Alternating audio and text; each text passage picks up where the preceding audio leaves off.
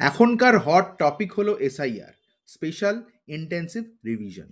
মোদিজি ক্ষমতায় আসার পর থেকেই একটা জিনিস দেখা যাচ্ছে, মোদিজি প্লেনে বসবেন, উনি পৃথিবী ঘুরবেন।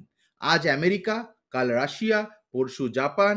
যদিও কি ভাষায় উনি কথা বলেন সেটা আমার জানা নেই। আর দেশের মানুষ কি করবে?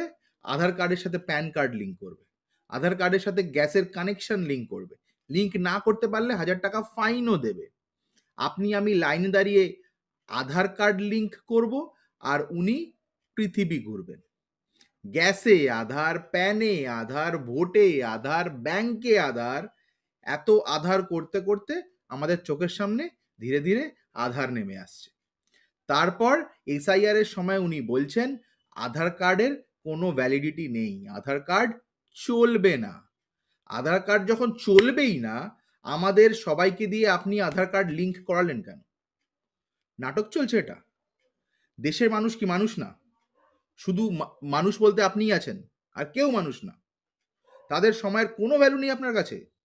যদি আধারের ভ্যালুই না থাকে, তাহলে প্রত্যেকটা মানুষের অমূল্য সময়ের দাম আপনাকে দিতে হবে, সময়ের হিসেব আপনাকে দিতে হবে। আমি আগেও বলেছিলাম, আজও বলছি, উনি একটা পলিসি নিয়ে চলছেন। আর এখন চলছে এসআইআর। এসআইআরে কি হবে? ভুয়ো ভোটার ধরা হবে। যদি তারা ভুয়োই হয়, তাদের ভোটের দ্বারাই আপনি আজ প্রধানমন্ত্রী। সেই ভুয়ো ভোটাররা ভোট দিয়ে আপনাকে প্রধানমন্ত্রী করেছে। তাহলে সবার আগে আপনার রিজাইন করা উচিত নয়? ব্যাপারটা নিয়ে ভাবনা দরকার, সবার ভাবা দরকার।